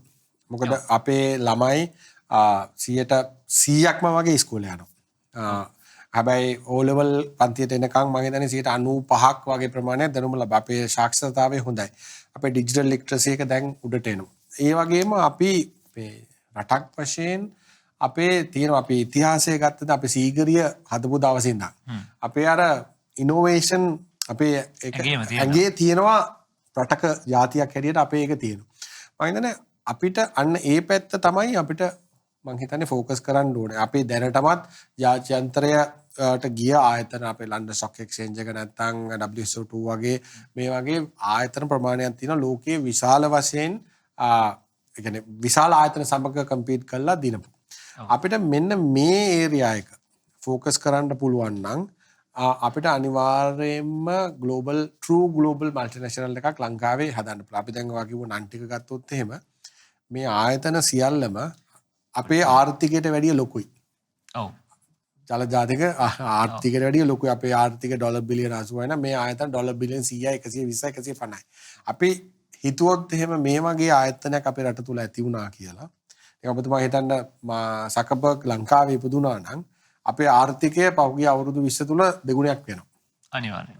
එතකොට මේක මේ දැන් Facebook වගේ ආයතනයක් ඒකත් එක පුද්ගලෙක් හා යාළුවෝ කීප එකට ආපු අදහසක් තමන්ගේ යාළුවන් අතර අදහස් මාරු කරගන්න හදපු platform එකක්. අද ලෝකේ බිලියන අද මම හිතන්නේ ඩොලර් බිලියන 60කට වැඩිය market value එකක් තියෙනවා. එතකොට මේක අපේ රට තුල අපේ විශ්වවිද්‍යාල ළමෙක්ට කරන්න පුළුවන් දෙයක්. يعني ඒ කැපැසිටි එක තියෙනවා. එතකොට අපිට ඔන්න ඔය මේක මේ අදහස තමයි අපේ ඉදිරි පරපුරට දෙන්න ඕනේ. මයින්ඩ්සෙට් එක හදන්න ඕනේ. ඔයගොල්ලෝ මෙන්න මේ විදිහට හිතන්න. මොන වගේ දැන් කොවිඩ් වලින් පස්සේ මොන වගේ බිස්නස් මොඩල්ස් ඇති වෙද අපි කතා කරා වගේ. අලුතෙන් ඇති වෙන දේවල් මොනවද? එතකොට අපි ඒ පිළිබඳව රට ඇතුළත අපි ඒක ඉස්සල්ලාම මාකට් කරලා ඊට පස්සේ ලෝක වෙළඳ පොළට ගෙනියන්නේ කොහොමද? අපි අර බිග් පික්චර් එක ගැන හිතන්න ඕනේ. අනිවාර්යයෙන්. අපි නැත්තම් හිතන්නේ රයිට් මම මේක දැන් හරි මට කස්ටමර්ස්ලා මෙච්චරක් ආවා මම හැපි දැන් මම මෙතන ඉඳන් ඉන්නවා. එහෙම නැහැ. අපි පටන් ගන්නකොටම අපි හිතන්න ඕනේ බිග් පික්චර් එක ගැන. අපේ මාකට් එක ඇඩ්‍රසබල් මාකට් එක මොකක්ද? ඒතකොට ලෝකේ අපි කියනවා ඉස්ලාම අපි යනවා ඇෆ්‍රිකන් කොන්ටිනන්ට් එකට ටෙස්ට් මාකට් එකකට. ඊට පස්සේ අපි ආසියාවට යනවා. ඊට පස්සේ අපි යනවා යුරෝපෙට. අන්න ඒ වගේ අපි මුළු බිග් පික්චර් එකම හිතලා වැඩේ පටන් ගත්තොත් මං හිතන්නේ අර true global multinational එකක් හදන එක මං හිතන්නේ බැරි නෑ අපිට. මොකද අපේ අර මං ඉස්සෙල්ලා කිව්වා වගේ අපේ ඇඟේ DNA එක තියෙනවා. ඒත් එක්කම අපිට ඒ අවශ්‍ය කරන මේ යටිතල පහසුකම් ලබා දෙන්න පුළුවන් නම් මං හිතන්නේ වැඩි ආතක නෙමෙයි අපිට ඒක කරන්න පුළුවන් කියලා මං හිතනවා. හරි. දැන් ඔන්න ඕක ටිකක් බරපතල ප්‍රශ්නයක්. මොකද අපි හුඟක් වෙලාවට කතා කරන දෙයක් තමයි ලංකාව ඇතුලේ අපිට SME එහෙම නැත්නම් සුළු හා මධ්‍ය පරිමාණ ව්‍යවසායක ගැන අපි හුඟක් වෙලාවට කතා කරනවා. නමුත් මේ ලොකු ව්‍යාපාර ගැන අපි හුඟක් වෙලාවට ඒ තරම් කතා කරන්නේ නැහැ. මොකද අපි හුඟක් වෙලාවට හිතන්නේ අපිට ඒ ගැන ශක්්‍යතාවයක් එහෙම නැත්නම් කැපැසිටි එකක් නැහැ. මේ වගේ ලොකු බිස්නස් හදන්න කියලා. නමුත් ඇත්තටම කතාව ගත්තොත් එහෙම ලංකාවේ දැන් අපි ඉන්න මේ ආසියානු කලාපය ගත්තොත් එහෙම ලෝකේ වැඩිම මධ්‍යම පන්තියක් ඉන්නේ මේ අපේ කලාපය ඇතුලේ. ඊට පස්සේ 2030 විතර වෙනකොට මේ අපේ ඔක්කොගේම ආසියානු කලාපයේ කට්ටියගේ ආදායම් හැකියාව 571කින් විතර වැඩි වෙන්න තමයි දැන් ගණනය කරලා තියෙන්නේ. ඉතින් මේ හැම දෙයක් එක්ක ගත්තාම ඇත්තටම මේ ආසියාව තමයි ඉස්සරහට බොහොම ලීඩින්ග් රීජන් එක වෙන්නේ. ඉතින් දැන් මේ අපි මේ ඔක්කොම දේවල් ගැන කතා කරානේ. දැන් ඊට පස්සේ මම ආයෙසරයක් යනවා අපේ ෆවස් ගාවට. ෆවස්ගෙන් මම අහන දේ තමයි හරි. අපි මොනවා හරි විදිහේ බිස්නස් මොඩල් එකක් හදනවා නම් එහෙම නැත්නම් බිස්නස් ප්ලෑන් එකක් හදනවා නම් බිස්නස් ප්ලෑන් එකක් කියන තැනීමකෝ අපි බිස්නස් ප්ලෑන් එකක් හදනවා නම් ඒකට තියෙන්න ඕනේ කොටස් මොනවාද? ඒකට තියෙන්න ඕනේ අනිවාර්යෙන් ඇතුළත් වෙන්න ඕනේ කොටස් ඒ වගේම ඒකෙන් කියවෙන්න ඕනේ දේවල් මොනවාද තැංක ආලෝක ඇත්තටම බිස්නස් ප්ලෑන් කියන අපි දෙනට කොච්චර අදහස් ටික අපි අහලා ඇතිද එක්කෝ ජජිං වල නැත්තම් ඕගොල්ලන් කියලා දැන් ඉන්දික ආලෝක අමිත ගම ගත්තම කොච්චර අදහස් අහලා තියෙද එක්කෝ මම දන්නවා අඩුම ගාන දවස ගානෙන් අමිත ගමගේ මාත්‍යාට එනවා LinkedIn එකෙන් දාගන්න අයිඩියාස් ටික එක්කෝ ඉන්දිකට එනවා WhatsApp අන්දික මම WhatsApp වලින් එනවා ආලෝකට ස්ටාර්ට්අප් එක්ස් ෆවුන්ඩර් එක්කෝ ලියුම ඊමේල් දාලා බිස්නස් ප්ලෑන් ටික මට ඉන්වෙස්ට් කරන්න අරක මේක අහලා බිස්නස් ප්ලෑන් කියන්නේ හැමතැනම තියෙනවා බැංකුව පද්ධතිය ඉඳලා ඉන්වෙස්ටර් ගාව ඇවිල්ලා කාගාරයක් යම් කිසි සල්ලියක් තියෙනවා නම් නැත්නම් වෙන ස්ටාර්ට්අප් එකේ පිටිපස්සේ තියෙන මුහුණ නම් අනිවාර්යෙන් බිස්නස් ප්ලෑන් එක පෙරලා තියෙන්නේ. ඉතින් බිස්නස් ප්ලෑන් එක කියන්නේ ලියවලා නැත්නම් කොළ තුනක දාලා යම් කිසි ව්‍යාපාරයක් පටන් ගන්න පුළුවන් නම් අද ලංකාවේ මෙතන නැහැ. ඉතින් බිස්නස් ප්ලෑන් එක ලියන්නත් එච්චර ලේසි නම් ව්‍යාපාරයක් ගොඩාක් ලේසි වෙලා ව්‍යවසායක් බිහි වෙලා අපි දැන් 9කින් 10කින් 9 ෆේල් කියලා කියන ස්ටාර්ට්අප් ගත්තහම ඉතින් අර බිස්නස් ප්ලෑන් එක තමයි ඊටාම වැදගත් වෙන්නේ. ඉතින් මම ප්‍රශ්නයට පිළිතුරක් දෙන්නවා නම් බිස්නස් ප්ලෑන් එක නිකන් ලියලා බෑ. ඒකෙන් යම් කිසි අත්දැකීමක් තියෙන්න ඕනේ. ඒ බිස්නස් ප්ලෑන් එකට මම කවුද? ඉතින් බිස්නස් ප්ලෑන් එක තර්ඩ් පාර්ටි වගේ ලියන්න පුළුවන්. මෙහෙම ව්‍යාපාරයක් තියෙනවා, මෙහෙම අදහසක් තියෙනවා, මෙහෙම පාරිභෝගිකයක් තියෙනවා, මෙහෙම වැළඳපොලක් තියෙනවා කියලා. ඉතින් ඒ බිස්නස් ප්ලෑන් එකට මං කවුද නැත්නම් මගේ කණ්ඩායම කවුද මං විසින් වෙන්න පුළුවන් මොනවද? ඒක තමයි ඊටාම වැදගත් වෙන්නේ. ඒ කියන්නේ අයිඩියාස් චීප්. අයිඩියාස් එකේ පිටිපස්සේ තියෙන එක්කෝ කණ්ඩායම නැත්නම් ඒ අරමුණ හා අදහස් ඊටාම වැදගත් වෙනවා. බිස්නස් ප්ලෑන් එකේ වෙන්න ඕනේ අර අරමුණ. ඉතින් සමානව බැංකුවට බිස්නස් ප්ලෑන් එකක් හදනවා නම් ඒකට යම්කිසි ගයිඩ්ලයින් එකක් තියෙනවා. වෙළඳපොළ ඉන්න ඕනේ. මේ මාකට් ෂෙයාර් එක අඩුම ගානේ මෙච්චර තියෙන්න ඕනේ. මේ වෙළඳපොළ මෙච්චර ගත්තා නම් මෙච්චර ණය ප්‍රමාණයක් දෙන්න පුළුවන් කියලා. ඉතින් ඇත්තටම මේ ව්‍යාපාරයට වෙළඳපොළට ගෙනියනවා නම් බිස්නස් ප්ලෑන් එකේ තියන්න ඕනේ වෙළඳපොළ ඒ තියෙන වෙළඳපොළ කොහෙද? වෙළඳපොළෙන් ඉක්මනට යන්න පුළුවන් ක්‍රමය මොනවාද? පාරිභෝගිකයන් කවුද? ඒක ඊටාම වැදගත් වෙන අන්තිමට ව්‍යාපාර ආර්ථික බිස්නස් මොඩල් එක යන්න ඕනේ. බිස්නස් මොඩල් හා බිස්නස් ප්ලෑන් එක එකම යනවා නම් තමයි ඒක ඇත්තටම වැලිඩ් වෙන්නේ. හරි. ෆාස් බොහොම ස්තුතියි ඒ උත්තරේට. දැන් ඒත් එක්කම මම දැන් මේත් එක්කම බොහොම ඉක්මනට වෙනවා අපේ අමිත ගමගේ මහත්තයාට. මොකද දැන් අර ෆාස් කියපු දේවල් අමතක වෙන්න කලින්. දැන් මං ආයෙසරක් මේ අමිත ගමගේ මහත්තයාට පොඩි අමාරු ප්‍රශ්න තමයි දීලා තියෙන්නේ අද ඔක්කොම. දැන් මේ ප්‍රශ්නේ තමයි හරි. මම මේ ප්‍රශ්නයක් අහුවොත් වෙහෙස මහන්සි වෙලා වැඩ කරන එකද එහෙම නැත්නම් ආයෝජනය කිරීමද? වඩා වැදගත් වෙන්නේ මේ දෙකෙන් මොකක්ද? සමහර ප්‍රශ්න තියෙනවා අර අම්මාද වටින්නේ තාත්තද වටින්නේ වගේ ප්‍රශ්නක් තියෙනවා. කොහොම වුණත් මෙහෙම දෙයක් තියෙනවා. අර ෆවාස් කියපු කතාවෙම උත්තරේ සැඟවිලා තියෙනවා. මුදල් කියන ඒවා ඕනම කෙනෙකුට කොහෙන් හරි ගෙනල්ලා දාගන්න පුළුවන්. නමුත් ඉන්න පුද්ගලයාට මහන්සි වෙලා වැඩ කරන්න පුළුවන්. එයාට විෂන් එකක් තියෙනවා. එයාට කැපවීමක් තියෙනවාද? අනාගතය වෙනුවෙන් හොඳ අදහසක් ඒ පිටිපස්සේ තියෙනවාද? ඒක අනුව ඊටු ටික තීරණය වෙනවා. කොච්චර සල්ලි තිබුණත් වැඩක් නැහැ. සමහරට හොඳම අදහස තියෙන කෙනා සල්ලි කොහොම හරි හොයාගන්නවා. නමුත් සල්ලි තියෙන කෙනා ගාව සමහරට හොඳම අදහසක් නොතියෙන්න පුළුවන්. ඒ හින්දා මම හිතනවා වෙහෙස මහන්සි වී වැඩ කිරීම කියන එක සල්ලි තිබුණත් නැතත් අවශ්‍ය වෙනවා. ඒ හින්දා ඒක වඩා වැදගත්. හරි. ඒක මම හිතුවට වඩා සෑහෙන වෙනස් උත්තරයක්. නමුත් හැබැයි බොහොම වැලිඩ් උත්තරයක් ලැබුණේ ඒකට. හරි. දැන් මම ඊළඟට එනවා දැන් අපි හුඟක් මේ බිස්නස් මොඩල්ස් ගැන කතා කරනකොට අපේ ඉන්දිකත් එක්ක අපි කතා කරේ ඔහුගේ තියෙන එක්ස්පීරියන්ස් එක. එහෙම නැත්නම් ඔහුගේ තියෙන දැනුම කොහොමද මේ දේවල් වලට වැදගත් වෙන්නේ කියලා ඉවල. එහෙම නැත්නම් මේ බිස්නස් මොඩල් සම්බන්ධයෙන් කොයි විදිහට මේ දේවල් අපිට අනුකූල කරගන්න පුළුවන් කියලා. දැන් මම ඊළඟට මෙහෙම ප්‍රශ්නයක් අහුවොත් එම හරි. මේ තියෙන දේවල් එක මොකද අපි කවුරුත් බලාපොරොත්තු වෙන්නේ නැහනේ. දැන් ගිය අවුරුද්දේ අපි තුමු අගෝස්තු වල කවුරු හරි අපිට කිව්වා නම් මෙහෙම COVID-19 කියලා එකක් එනවා අවුරුද්දක් ගෙදරට වෙලා ඉන්න ඔය කතන්දරේ කියවනම් අපි අහන්නේ මේ පිස්සු කෙලින්න එපා වෙන වැඩ බලන්න යන්න කියලා. හැබැයි දැන් අවුරුද්දක් අපි එමෙ හිටියානේ. දැන් එතකොට ඒක එහෙම නෙමෙයි. දැන් ඉතින් අපි ඔක්කොම දන්නවා කතන්දරේ මෙහෙමයි කියලා. දැන් මේ ඔක්කොමත් එක්ක සලකලා බලද්දී ඊළඟ අවුරුදු 5ේදී බිස්නස් මොඩල්ස් වල එහෙම නැත්නම් ව්‍යාපාර වල මොන වගේ වෙනස්කම් වෙන්න පුළුවන්ද?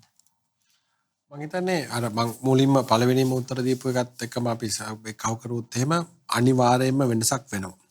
මෙහින් හැබැයි මූලික සිද්ධාන්තයක් තියෙනවා මේ හැම දෙයකටම එක්ක අහුවෙන. මම හිතන්නේ අපි අද අපි කතා කරන මේ ෆුඩ් ඉන්ඩස්ට්‍රියල් රෙවොලූෂන් එකක් ගැන.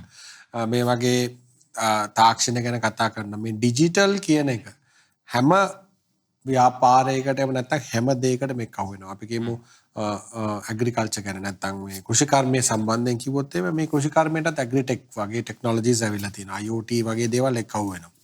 අපි ට්‍රේඩින් ප්ලැට්ෆෝම් එකක්ද e-commerceද මේ ඉගෙන ගන්න විදිහද ඕනෑම කෙනෙකුට මේ තාක්ෂණය කියන දේ මුසු කරන්න වෙනවා තමන්ගේ ව්‍යාපාරයට. මම හිතන්නේ ඊළඟ අවුරුදු 5 තුල මම අර ඉස්සලා කිව්වා වගේ අවුරුදු 3කින් වෙන්න තිබෙන එකක් අදට ඇවිල්ලා තියෙනවා. එතකොට මේ වගේ ගත්තොත් මේ තාක්ෂණය කියන දේ අපේ බේස් ලයින් එකක් හැටියට නැත්නම් මූලික දෙයක් හැටියට හැදෙනවා. එතකොට අපිට මේ තාක්ෂණයෙන් පාවිච්චි කරන්න පුළුවන් මේ වෙනස තමන්ගේ ආයතනයට අනුගත කරන්න. මම අර ඉස්සලා ගත්ත උදාහරණත් ඒ වගේම තමයි. අපි මේ තාක්ෂණය මුසු කරේ නැත්නම් තමන්ගේ ආයතනේ නැත්නම් තමන්ගේ බිස්නස් එක නැති වෙනවා. අපි සරල උදාහරණයක් ගත්තොත් අපි කියමු රෙස්ටෝරන්ට් එකක් කරන කෙනෙක්. එතකොට අද ගොඩක් දෙනෙක් රෙස්ටෝරන්ට් එකට ගිහිල්ලා ඉඳගෙන කණ්ඩ ටිකක් මැලි බවක් දක්වනවා මේ කෝවිඩ් සිටුේෂන් එක උඩ. හැබැයි තමන් e-commerce platform එකක් පාවිච්චි කරලා මේ කෑම එක ගෙදරට යවන්න පුළුවන් කෙනෙක්ගෙන්. එතකොට මේක බොහොම සාර්ථක වෙනවා. ඒ වගේම අපි සාමාන්‍ය රෙස්ටෝරන්ට් එකක් තියෙන්නේ බොහොම පාරායිනේ මිල අධික තැනක තමන් ඒ ව්‍යාපාරය කරගෙන යනවා. හැබැයි අපි e-commerce platform එක පාවිච්චි කරලා තමන්ගේ ගෙවල් වලට මේ ආහාර සපයනවා නම් තමන්ට පුළුවන් තමන්ගේ ගෙදර නැත්තම් බොහොම අඩු කුලියකට තැනකට ලේන් එකක් ඇතුලේ නැත්තම් තැනකට -20ක් විතර එන්න පුළුවන් අතනින්. ඒතකොට තමන්ගේ overhead cost එක අඩු වෙනවා. එතකොට මේ ඩිජිටල් ප්ලැට්ෆෝම් එකක් පාවිච්චි කරලා මේ ඩිලිවරි කරනවා. එතකොට තමන්ගේ බොටම් ලයින් එක එතන. එතකොට මේ ව්‍යාපාරය තමන්ගේ බේස් මේ මූලික ව්‍යාපාරය ආහාර මේ රෙස්ටෝරන්ට් බිස්නස් එකේ ඉන්නේ. හැබැයි කරන ක්‍රමය තනිකර වෙනස් වෙනවා. එතකොට පාරිභෝගිකයාටත් අවශ්‍ය සර්විස් එක ලැබෙනවා. තමන්ගේ ව්‍යාපාර කටයුත්තත් කරගෙන යන්න. මෙන්න මේ වගේ මම සුළු උදාහරණයක් ගත්තා. මේක අපි සුළු හෝ විශාල වශයෙන් මේ ඩිජිටල් ඇඩැප්ෂන් එකෙන් තමන් කරන බිස්නස් නැත්නම් බිස්නස් මොඩල් එක වෙනස් වෙනවා. හරි. දැන් අපි ඊළඟට බලමු කොහොමද මේ බිස්නස් මොඩල්ස් කියන දේවල් එහෙම නැත්නම් ව්‍යාපාර ආකෘති කියන දේවල් ඊළඟ අවුරුදු 5ේදී වෙනස් වෙන්න පුළුවන් කියලා. මොකද මේක ටිකක් වැදගත්. දැන් අපි මේ හුඟක් කතා කරා මේ බිස්නස් මොඩල්ස් කොයි විදිහට හැදලා තියෙන්නේ, ඊට පස්සේ මේ COVID-19 ගැන කතන්දර, ඊට පස්සේ ඒ හැමදේමත් එක්ක සෑහෙන ගොඩක් දේවල් අපි බලාපොරොත්තු වෙච්ච දේවල් මේ පහුගිය අවුරුද්දදී සෑහෙනට වෙනස් වෙලා තියෙනවා. දැන් අපි ඊළඟ ප්‍රශ්නේ අපි අහන්නේ අපේ ෆවාස්ගෙන්. දැන් මේ ෆවාස් මෙහෙම හිටියට ෆවාස් ලංකාවේ, ඊට පස්සේ මැලේසියාවේ, ඊට පස්සේ සිංගප්පූරුවේ වගේ හුඟක් තැන්වල විවිධ ව්‍යාපාර පටන් ගත්ත කෙනෙක්. ඒ හින්දා මේ ව්‍යවසායකත්වය ගත්තොත් එම ඇත්තටම ෆවාස්ට තියෙන බොහොම අන්තර්ජාතික විදිහේ දැනුමක්. ඉතින් දැන් ෆවාස් මම මෙහෙම ප්‍රශ්නයක් අහුවොත් ලංකාවේ ඉන්න ව්‍යවසායකයෝ ඊට පස්සේ ඒ රටවල ඔබට හම්බෙච්ච ව්‍යවසායකයෝ අතරේ ගත්තොත් එම ඒගොල්ලෝගේ බිස්නස් මොඩල්ස් වල එහෙම නැත්නම් ව්‍යාපාර ආකෘති වල මොන වගේ වෙනස්කම්ද දකින්න පුළුවන්? එතන මොන ප්‍රශ්නයක් කාලවක මම මේක අර ඉන්දික කියපු පිළිතුරත් එක්කම ගොඩනගින්න වෙනවා. අර මම බිස්නස් මොඩල් එකේ දකින්න ලොකුම වෙනස තමයි ඒගොල්ලන්ගේ තිබිච්ච ඩ්‍රයිව් එක. ඒගොල්ලන්ට පුළුවන් කොච්චර මේ ගමනක් යන්න පුළුවන්ද අපි කියන ඩෙඩිකේෂන් කියලා මේක කොච්චර කැප වෙලා මේක කරනවද කියලා ඒක. අනිත් එක අර යටිතල පහසුකම් කියන වෙන රටවල මේ ව්‍යවසායකත්ව බිහි කරන්න පුළුවන් ඊටාම සාපේක්ෂවම අර සපෝටිව් ඉකෝසිස්ටම් එකක් තියෙනවා. බොහෝ දුරට ඒක ලංකාවේ දැන් බිහි වෙනවා. පොසිටිව් විදිහට බැලුවොත් දැන් බිහි වෙනවා. ඉතින් බිස්නස් මොඩල් වල තියෙන අර ඩිජිටල් ඇඩොප්ෂන් එක එහෙ ඉබේම ඊටාම වැඩි වෙලා තියෙන්නේ. ඒකත් එක්ක මේගොල්ලන්ගේ ඕවර්හෙඩ් කොස්ට් එක අඩුයි. ඕවර්හෙඩ් කොස්ට් එක අඩු වුණාම රන්වේ එක වැඩි වෙනවා. ඒගොල්ලන්ට ඉස්සර යන්න පුළුවන්. අනිත් එක තමයි අමිත මහත්මයා කියපු වගේ වැලියු ඇඩිෂන්. අගේ ඇතුල් කිරීම. නැත්තම් අර බිස්නස් මොඩල් එකේ නව උත්පාදනයක. බිස්නස් එක ඒකමයි. විකුණන්නේ ඒක තේ කොළයමයි, විකුණන්නේ ඒක අර සර්විස් එකමයි, සේවාව එකමයි. ඒත් බිස්නස් මොඩල් එකේ ඒක තමයි එක්කෝ e-commerce එක පොඩ්ඩක් ගාවගෙන online delivery නැත්නම් online and offline delivery අන්න එහෙම දාගන්නවා. අනිත් එක තමයි මම දවිච්ච pre order එක. දැන් ලංකාවේ ඊටාම pre order ගන්න ඊටාම අඩුයි. එක්කෝ අපේ mindset එක අපේ වෙළඳපොළ හැදිනලා තියෙන විදිහ pre order එක startup එක ගන්න ඕනේ කියලා මම කියන්නේ හේතුව තමයි pre order එක ගන්න පුළුවන් නම් අපිට දන්නවා මේ මාසේ කොච්චර sales යන්න ඕනද කොච්චර නිෂ්පාදනය කරන්න ඕනේ කියලා පොඩි වෙනස් කිරීම වෙළඳපොළේ. තව ලොකු වෙනසක් තමයි බිස්නස් මොඩල් එකේ ව්‍යාපාර ආකෘතියකින් අර පාරිභෝගිකයන්ට අපි රීච් කරන විදිය. අර බිස්නස් channel කියලා කියන්නේ. දැන් අපිට ගොඩාක්ම අපි සෝෂල් මීඩියා නැත්නම් සමාජ මාධ්‍ය කියලා කිව්වහටම අපි පැහැදිලි නැහැ. ඒගොල්ලෝ සමාජ මාධ්‍ය කියලා කිව්වොත් ඒගොල්ලන්ට දන්නවා මේ වගේ Facebook group, මේ වගේ Instagram group, මේ වගේ WhatsApp group නැත්නම් මේ වගේ කට්ටිය ඉන්න මේ වගේ තැනක කියලා. ඉතින් ඒගොල්ලන්ගේ බිස්නස් මොඩල් එකේ තියෙන පැහැදිලිම කොයි මාකට් එකකටද කොහොමද ටැප් කරන්න පුළුවන් කියලා එක ඩිජිටල් ඇඩැප්ෂන් එක ඕවර්හෙඩ් එක ලෝ කොස්ට් එකකින් හදලා දීර්ඝ ගමනක් යන්න පුළුවන් තමයි මගේ අත්දැකීමෙන් දැකපු දේවල්. ඒ ඩ්‍රයිව් එක්ක ඒගොල්ලන් කැපවීමෙන් ඒක යනවා ගමන. හරි. හරි දැන් ඒක ඇත්තටම බොහොම මේ හැම දෙයක්ම කොලෙක්ටිව් ආන්සර් එකක් ඒක. දැන් ඊට පස්සේ දැන් මම ඊළඟට අපේ අමිත මහත්තයා ගාවට ඇවිල්ලා අහන්නේ දැන් ඔන්න පොඩ්ඩක් අර ටිකක් විතර හයි එකක් ගන්න පුළුවන් පොඩි ප්‍රශ්නයක් අහන්න යන්නේ මම. මොකද ඔබතුමා හොඳටම දන්න පැත්තක් ගැන තමයි මම අහන්නේ. හරි. දැන් අමිත මහත්තයාගේ තියෙන ලොකුම එක්ස්පීරියන්ස් එක තමයි ඇත්තටම සෙලිං සම්බන්ධයෙන්. එහෙම නැත්නම් සේල් සම්බන්ධයෙන් තමයි ඔබේ හොඳම දැනීමක් තියෙන්නේ. දැන් මම මෙහෙම ප්‍රශ්නයක් අහුවොත් එimhe. ලංකාව ඇතුලේ අප්සෙලිං ඇන්ඩ් ක්‍රොස් සෙලිං. ඒ කියන්නේ ලංකාව ඇතුලේ තිරස් විකිණීම එහෙම නැත්නම් සිරස් විකිණීම හෝ එක ඔප්ෂන් එකක්. ලංකාවෙන් එළියේ කරන යම්කිසි විකිණීමක් වගේ විකිණීම කියන ඔප්ෂන් දෙකෙන් ගත්තොත් එම ඔබතුමා සුළු හා මධ්‍ය පරිමාණ ව්‍යවසායකයෙක්ට මොන වගේ දෙයක්ද කියන්නේ මෙන්න මෙහෙම කරන්න කියලා උපදෙසක් දෙන්නේ. ඊට පස්සේ ඇයි එහෙම කියන්න ඔබට හේතු වෙන හේතු කාරණා මොනවාද? ඔව් අපි ඔබ ඉන්නේ මුල් අවදියේ නම් ඔබේ ව්‍යවසායක ගමනේ එහෙම නැත්නම් ඔබේ ව්‍යාපාරයේ තියෙන ටිකක් මුල් අවදියේ නම් අපි ඇත්තටම මේ අප්සෙලිං ක්‍රොස් සෙලිං කියන එක දිහා බැලුවට කමක් නැහැ. මොකද ඔබේ භාණ්ඩයට හෝ සේවාවට ලොකු වෙනසක් නොකර ඔබට පුළුවන් මේ අප්සෙලිං ක්‍රොස් සෙලිං වලට යන්න. නමුත් අපි හිතමු මේක ස්කේල් කිරීම සම්බන්ධයෙන්. දැන් අපි දුටු එක දෙයක් තමයි අර බිත්තර ටික ඔක්කොම එක බාස්කට් එකේ දාන්න එපා කියන කතාව අරගෙන බැලුවොත් එක රටක විතරක් අපි ඉන්න එකේ ලොකු අනතුරක් තියෙනවා. ඒතකොට මගේ තියෙන භාණ්ඩ හෝ සේවාවට විශාල වෙනස්කමක් නොකර මට පුළුවන් නම් තව වෙළඳ පොළවල් කීපයක් හොයාගන්න. දැන් ඊයේ පෙරේද මාව කවුරු හරි එකතු කරා මේ Facebook සමූහයකට වෙනත් රටවල් වල ජීවත් වෙන ශ්‍රී ලාංකිකයන්ගේ සමූහය. එතකොට මාව එකතු කරාම තමයි මම දන්නේ ඇයි මාව එකතු කරේ කියලා. මොකද මම මෙහි ඉන්නේ. ඒ වුණාට මාව කොහොම හරි එකට එකතු කරාම තමයි මම දැක්කේ මොන තරම් පිරිසක් ඉන්නවද අපිට අත දෙන්න. ඉල්ලුවොත් අතක් දෙන්න කී දෙනෙක් ඉන්නවද කියන එක මම දුටුවා. ඉතින් ඔබ මුල් අවස්ථාවේ නම් ඉන්නේ අප්සෙලිං ක්‍රොස් සෙලිං ගැන පොඩ්ඩක් උනන්දු වෙන්න. නමුත් ඔබට තේරෙනවා නම් පොඩ්ඩක් විතර ලෝකයේ දිහා බලලා එතකොට ඔබට තේරෙයි මේක කිසි කරදරයක් නැතුව විකුණන්න පුළුවන් තැන් තියෙනවා කියලා ඔබට අවබෝධ කරගන්න පුළුවන් නම් ඔබ ඒ දෙස බලන්න. ඒකෙන් ඔබට ඉස්සරහට යන්න පුළුවන් වෙයි. හරි. දැන් ඒකෙන් ඇත්තටම මම හිතන්නේ මේ අපේ වැඩසටහන නරඹන හුඟක් අයට මේ අපි අහපු ප්‍රශ්නේ වගේ මේවට ලැබිච්ච මේ බොහොම සාරගර්භ උත්තරත් එක්ක මම හිතන්නේ හුඟක් දේවල් ඉගෙන ගන්න හම්බුණා. ඉතින් දැන් මේත් එක්කම දැන් මට පොඩි මතක් කිරීම කීපයක් කරන්න තියෙන එකක් තමයි අපි මේ අද කතා කරන දේවල් අපේ learn.startupxfoundry.com කියන වෙබ් අඩවියේ සඳහන් වෙනවා. ඊට පස්සේ මේකේ ට්‍රාන්ස්ක්‍රිප්ෂන් එක එහෙම නැත්නම් අපි මේ හැමදේම ඔබ වෙනුවෙන් දක්වලා තියෙන කොහොමද මේ උත්තර මොනවාද ඊට පස්සේ ඒවට අදාළ වෙන සියලු වෙබ්සයිට්ස් එහෙම නැත්නම් ඒවට අවශ්‍ය knowledge base එකක් අපේ තියෙනවා. ඊට පස්සේ අපේ අදහස තමයි මේ හැම දෙයක්ම ඔයගොල්ලෝ පාවිච්චි කරලා ඉවරලා මේකෙන් මොන හරි දෙයක් ඉගෙන ගයි. ඊට පස්සේ ඉගෙන ගන්න දේ පාවිච්චි කරලා ඔබේ ව්‍යවසායකත්ව ගමනේ එහෙම නැත්නම් ඔබේ entrepreneurial journey එකේ ඔබ ඉස්සරහට යන්න මේ හැම දෙයක්ම ප්‍රයෝජනයක් කරගයි කියලා. මොකද අපිට අවශ්‍ය වෙන්නේ මේ දැනුම ඔබ වෙනුවෙන් ලබා දෙන එක. හරි. දැන් ඊළඟට මම අපේ ඉන්දික මහත්තයා ගාවට ගිහිල්ලා අහනවා මෙන්න මෙහෙම ප්‍රශ්නයක්. දැන් අපි හැමෝම කතා කරනවා ඔකේ ව්‍යවසායකත්වය ගත්තොත් එහෙම ලංකාවේ හුඟක් ගැටලු තියෙනවා ප්‍රශ්න තියෙනවා ඊට පස්සේ ඒ ප්‍රශ්න වලට උත්තර අවශ්‍යයි මෙහෙමයි කියලා. මේක අපි හුඟක් වෙලාවට මේ සෙටින් එකේ නෙවෙයි එහෙම නැත්නම් මෙතනින් එළියට ගිහුවම කතා කරන දේවල්.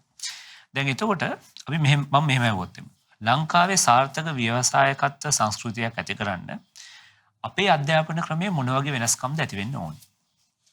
මම හිතන්නේ ඒක හොඳ ප්‍රශ්නයක්. මම ඉස්සෙල්ලා කිව්වාගේ අපි අර වයස අවුරුදු 5 නැත්නම් ඉස්සෙල්ලා පළවෙනි පන්තියට යන නැහැ. එහෙම නැත්නම් ප්‍රී ස්කූල් එකේ ඉඳන්ම හරි මේ ව්‍යවසායකත්වයේ කියන දේ අපේ අලුත් පරපුරට අපේ ළමයින්ට උගන්වන්න ඕනේ. ව්‍යවසායකත්වය ගැන ඒ අදහස Tamanට දෙන්න ඕනේ. නැතුව මේ විභාග පාස් කරලා අපි මේ ඉදිරියට ගිහලා රස්සාවක් ඉල්ලන එක නෙමෙයි කියන එක. මොකද අපි මේ දේ කරේ නැත්නම් අපිට ඉදිරියේදී ලොකු ප්‍රශ්නයකට මුහුණ පාන්න වෙනවා. මම හිතන්නේ අධ්‍යාපනයේ ක්‍රමය තුළ දැනටමත් මේ හඳුනාගෙන තියෙන අපි රාජ්‍ය ප්‍රතිපත්තිය ගත්තොත් එහෙම මේ entrepreneurship කියන එක ලොකු වටිනාකමක් දීලා එය විෂයට එක්කාසු කරන්න ලොකු උත්සාහයක් දරනවා අධ්‍යාපන අමාත්‍යාංශ සහ ඒ අදාළ අය. එතකොට මේක ක්‍රමානුකූලව එකක් අපිට ගුරුවරුන් මේ සම්බන්ධව පුහුණු වෙන්න ඕනේ. ඒ වගේම අපේ සිලබස් එකේ සම්බන්ධයෙන් හරි ගැස්සෙන්න ඕනේ. මම හිතන්නේ දැනට මටත් සමහර අවස්ථාවල සම්බන්ධ වෙන්න ලැබුණා. දැනට ඒ පිළිබඳව විශාල අවධානයක් යොමු කරලා තියෙනවා. ඒ වගේම ළමයින්ම වශයෙන් O level කරාට පස්සේ අපි අර කොටසක් ඉන්නවා අපි O level කරාට පස්සේ අපිට අවශ්‍ය මේ A level කරන්න අවශ්‍ය අවම සුදුසුකම් නැති වෙන අය. හැබැයි දැන් වසර 13ක අධ්‍යාපනය තුළ ඒගොල්ලන්ව ඉස්කෝලේ තියාගෙන ඒගොල්ලන්ට මේ වෘත්තීයමය පුහුණුවක් දෙනවා. එතකොට මේ වෘත්තීය පුහුණුවක් කියන්නේ ඇත්තටම මේ ඔන්ටර්ප්‍රෙනර් කෙනෙක් හදන්න උත්සාහ කරන එකක්. මොකද අපිට ප්‍රශ්නයක් තියෙනවා මේ ගොඩක් දෙනෙක් මේ 3 wheel ඒ වගේ තැන්වලට යොමු වෙනවා බොහොම අඩු වයසෙන්. මොකද මේ ඒ පරපුර අපිට යොමු කිරීමේ හැකියාවක් තියෙනවා මේ මෙන්න මේ ක්‍රමවේදයන් තුළ. මම හිතන්නේ විවිධ තැන්වලින් මේ වගේ කටයුතු කරනවා. මොකද අපි මේ රිස්ක් එකක් අරගෙන මෙන්න මේ පැත්තට යොමු වුණේ නැත්නම් අපිට ලොකු ප්‍රශ්න ඇති. අපි හැමෝටම උදාහරණයක් ගත්තොත් එහෙනම් අපි හැමෝටම මේ හිතට ළඟ දෙයක් තමයි අපි 1997 අපි ක්‍රිකට් වර්ල්ඩ් කප් එක දිනපු එක. එතකොට අපි එතන දක්ෂ කණ්ඩායමක් හිටියා. හැබැයි අපි ඒ කියන්නේ අපි we change the rules of the game. මොකද අපි හැම වෙලේම ලකුණු 200ක් ගැහුවා නම් ඒ වන් එකක ඒ කණ්ඩායම දිනනවා. හැබැයි මෙහෙදී අපි කරේ පළවෙනි ඕවර් 10 තුල ඇටැක් කරන්න පටන් ගත්තා. එතකොට අනිත් කණ්ඩායම් වලට උත්තරයක් තිබුණේ නෑ මේකට. මෙන්න මේ වගේ අපි බොහොම out of the box හිතලා මෙන්න මේ ඉදිරි පරපුර මේ හිතන්න පුරුදු කරන්න ඕනේ. අපි ව්‍යාපාරයක් නෙමෙයි හිතන්න පුරුදු කරා නම් ඒ අධ්‍යාපන ක්‍රමය තුල එතකොට ඒගොල්ලෝ ඔටෝමැටිකලි මේ ක්‍රමවේදයට අනුගත වෙලා මෙහෙම හිතන්න පටන් ගන්නවා. අනිවාර්යයෙන්. ඔන්න උතන ඇත්තටම අපේ ලොකු අඩුවක් තියෙනවා කියලා තමයි මමත් හිතන්නේ. මොකද අධ්‍යාපන ක්‍රමයේ අවශ්‍යතාවයක් තියෙනවා. මේ අපි ඉස්සරහට අපිට තියෙන challenges වලට ඉස්සරහට අපිට මුහුණ දෙන්න තියෙන අභියෝග වලට අධ්‍යාපනයෙන් අපි මේ ඉගෙන ගන්න විෂයානුබද්ධ දේවල් වලට අමතරව ඊට පස්සේ ඇත්තටම අපේ attitudes ආකල්ප වල විශේෂ ලොකු වෙනස්කමක් ඇති වෙන්න ඕනේ. දැන් මේත් එක්ක මම ෆවාස්ගෙන් ඊළඟට අහන්නේ පොඩ්ඩක් වෙනස් විතර ප්‍රශ්නයක්. ෆවාස්ගෙන් මම අහන්නේ හරි. අපි විවිධ බිස්නස් මොඩල්ස් ගැන ගමු. එකක් තමයි අපි ගත්තොත් එම ට්‍රේඩින්, එහෙම නැත්නම් වෙළඳාම, එහෙම නැත්නම් එක්ස්පෝර්ට්ස්, එහෙම නැත්නම් අපනයනය, එහෙම නැත්නම් ඉම්පෝර්ට්ස් ලංකාවට ආනයනය කරලා විකුණන එක. එහෙම නැත්නම් BPO සර්විසස්, එහෙම නැත්නම් අපි සේවාවන් ලංකාවට ගෙනල්ලා අපි කරන දේවල්. මේ වගේ බිස්නස් මොඩල්ස් 4ක් 5ක් ගත්තොත් එම ඔබ හිතන්නේ මොන බිස්නස් මොඩල් එකද ඔබ කරන්නේ? ඊට පස්සේ ඇයි ඒකට හේතුව? හරි ඇත්තටම මම හිතන්නේ මේක ඊටාම මට වැදගත් ප්‍රශ්නයක්. ඉස්සෙල්ලා මම කියන්නම් මම මුලින්ම මොනවද පටන් ගත්තේ කියලා. මම ඉස්සෙල්ලාම පටන් ගත්තේ තමයි KPO එකක්. KPO එකෙන් සාමාන්‍ය කියන knowledge process outsourcing. ලංකාවේ ඉඳලා ලංකාවටම online live tutoring එක තමයි මම ඉස්සෙල්ලාම පටන් ගත්තේ. ඒකෙන් මම දැනගත්ත එක තමයි මගේ සේවාව හොඳයි. වැළඳ පොලේ කිසි අඩුපාඩුවක් තිබ්බ නැහැ. ඒත් ඒ වැළඳ පොලේ මට එක්ස්පෑන්ඩ් කරන්න බෑ. හේතුව තමයි අද තියෙන වගේ තත්ත්වයක් නෙමෙයි අවුරුදු 8ට ඉස්සෙල්ලා තිබ්බේ. අද ඩිජිටල් තාක්ෂණය ඔන්ලයින් ටියුටරින් එන හැමෝටම දන්නවා. Zoom කියන ඇප්ලිකේෂන් එක හැමෝම දන්නවා. ඒ කාලේ එහෙම තිබ්බ නැහැ. ඒ හින්දා මට ලොකු මේ එක්කෝ ආයෝජනයක් අවශ්‍ය වෙනවා මේ මාකට් එකට මේක හඳුනා ගැනීම. ඒ කාලේ තමයි මේ ගැන හඳුනාගත්ත මාකට් එක මම ගියා. එතකොට තමයි ඒක ඇත්තටම KPO උනේ. ලංකාවේ ඉඳන් පිට රටවලට ඔන්ලයින් ලයිව් ටියුටරින් යම් කිසි තාක්ෂණික දැනුමක් මම පටන් ගත්තා. ඒකත් එක්කම දැන් අද මම කරන්නේ මගේ අපේ තියෙන දැනුමත් එක්කම අපි ට්‍රේනින් ප්‍රෝග්‍රෑම් ටික සලකලා අපි ඔන්ලයින් හා ෆිසිකල් ට්‍රේනින් ප්‍රෝග්‍රෑම් එක දෙන එක. මේක ව්‍යාපාර මොඩල් එක නැත්නම් ව්‍යාපාර ආකෘතිය තමයි ඇත්තටම මේක සර්විස් ඉන්ඩස්ට්‍රිය එක. ඒත් අපි දැන් මේ සර්විස් එක ඉන්ඩස්ට්‍රිය ඇතුලේ අපි ප්‍රොඩක්ට් එක විදියට භාණ්ඩා විතර හඳුනාගත්තා අපි අපේම ප්‍රෝග්‍රෑම් ටික ඩිසයින් කරනවා.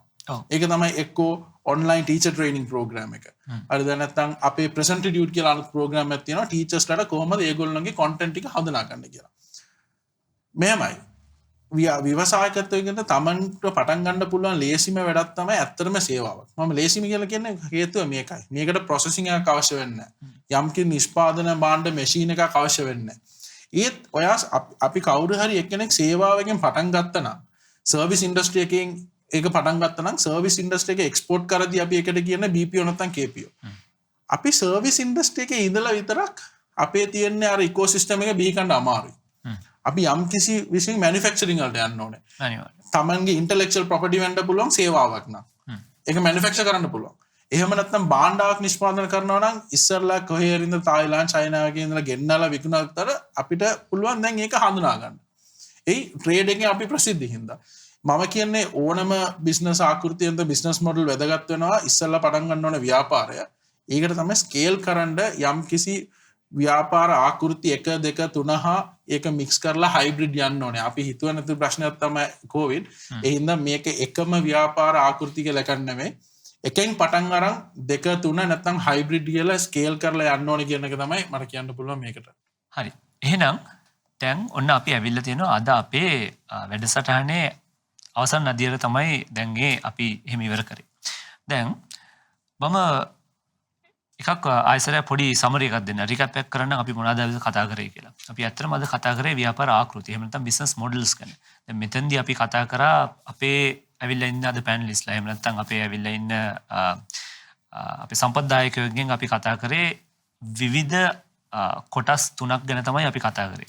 අපේ අමිත මහත්මයාගෙන් අපි කතා කරේ හරි කොහොමද ලංකාව ඇතුලේ සුළු හා මධ්‍ය පරිමාණ ව්‍යවසායකයන්ට වැදගත් වෙන දේවල් මොනවාද? ඊට පස්සේ අපි ඉන්දිකත් එක කතා කරා අපි කොහොමද ලංකාවේ ඇතුළේ ඉඳගෙන ලංකාවෙන් එළියට යන්නේ කියලා ඉවරලා. ඊට පස්සේ අපි ෆාස්ට් එක කතා කරා බිස්නස් මොඩල්ස් වල තියෙන ටෙක්නිකල් පැති ගැන. ඒ කියන්නේ ව්‍යාපාර ආකෘතිය මොන වගේ දේවල්ද තාක්ෂණික දේවල් තියෙනවා අන්න ඒ දේවල් ගැන. ඉතින් මම හිතන්නේ මේ දේවල් හරහා අපේ ඉන්න මේ ඔඩියන්ස් එකට එහෙම නැත්නම් අපේ ඉන්න ප්‍රේක්ෂකයෝ ඕගොල්ලෝ හැමෝටම සෑහෙන අලුත් දේවල් ඉගෙන ගන්න හම්බුණා කියලා. ඉතින් මේ දේවල් එක්ක ඕගොල්ලන්ට යම් යම් ගැටලු තියෙන්න පුළුවන් මේ අපි කතා කරපු සමහර දේවල් ගැන. ඒ හින්දා මම ඒකට සජෙස්ට් කරන්නේ අපේ learn.startupxfoundry.com කියන අපේ වෙබ්සයිට් අඩවියට ඇවිල්ලා ඊට පස්සේ එතනින් ඕගොල්ලෝගේ තියෙන ගැටලු ප්‍රශ්න අපිට යොමු කරන්න. ඊට පස්සේ අපිට මේ අපේ ඉන්න සම්පත්දායකයන්ගෙම විස්තර අරගෙන ඒගොල්ලෝගෙම අදහස් අරගෙන ඒවට ගැලපෙන විදිහට උත්තර ලබා දෙන්න පුළුවන්. හරි. එහෙමනම් මේත් එක්ක අපි අද අපේ මේ වැඩසටහන නිම කරනවා. අද මෙතනට පැමිණි අමිතගමගේ මහත්මයාට, ඉන්දික ඩිසෝයිස මහත්මයාට, ඒ වගේම අපේ මුහම්මද් ෆවාස් මහත්මයාට බොහොමත්ම ස්තුතියි. මොකද මම දන්නවා ඕගොල්ලෝ බොහොම කාර්යබහුල කට්ටිය. ඒ වගේම බොහොම ලොකු දැනුමක් මේ දේවල් ගැන තියෙන අය. බොහොම ස්තුතියි අද මේ අවස්ථාවට ඇවිල්ලා මේ අපේ ඉන්න ප්‍රේක්ෂකයෝ එක්ක මේ දේවල් බෙදා හදා ගත්තට. බොහොම ස්තුතියි. ඔබ හැමෝටම සුබ දවසක්. බොහොම ස්තුතියි.